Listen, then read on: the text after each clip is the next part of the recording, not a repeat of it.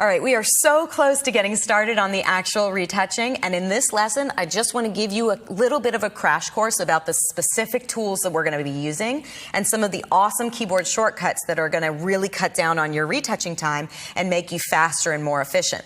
So the two most important brushes for you to think about are going to be your spot healing tool, which is Q, and your adjustment brush, which is K on your keyboard.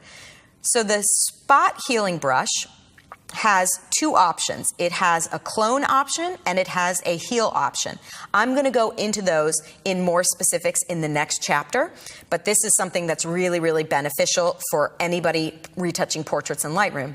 And then over on our adjustment brush tool, which is K, that's going to allow you to really make a lot of specific changes to specific areas of the image. Now, if we come and scroll down here for a sec, you can see that you have two options. You have two brushes here that are specifically made to be readily available by you. And so one thing that I like to do is have one of my brushes at a pretty large size with 100% feather and maybe somewhat of a low flow.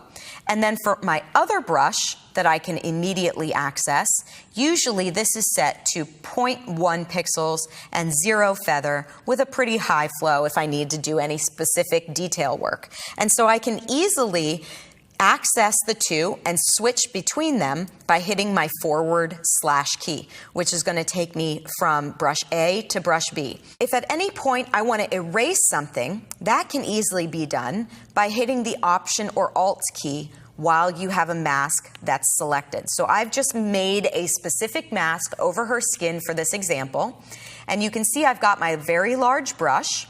And then if I hold down Option or Alt, I can erase from that mask easily. And you can see that it's erasing because it has the minus sign in the middle of the brush instead of the plus symbol.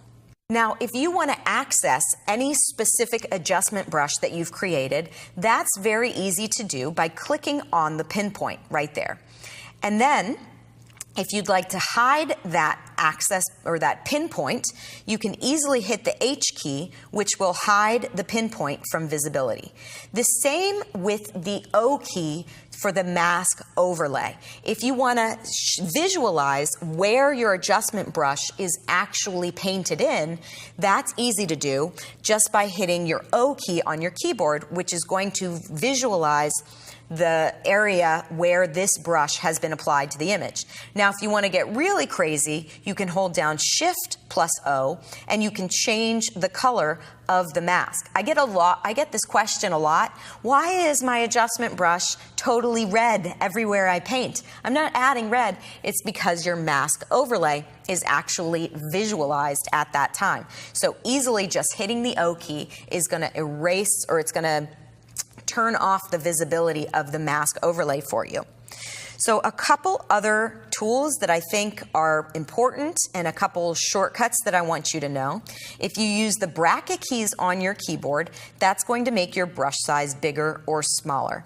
The same way you can make your brush size bigger or smaller, you can change the feather of your brush by holding down Shift while you change the bracket keys and use the bracket keys to make them more or less.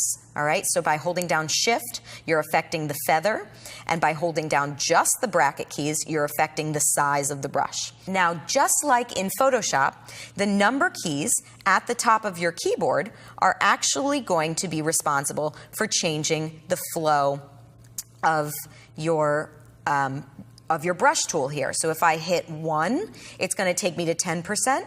If I hit 4, it's going to take me to 40%. If I hit 9, it's going to take me to 90%.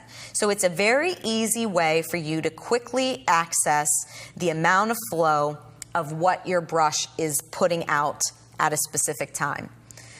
So if you want to see the before and after of what you've done to the image already, globally, meaning every single change that you've done to the image, by using your / button, you'll be able to preview the before of that image.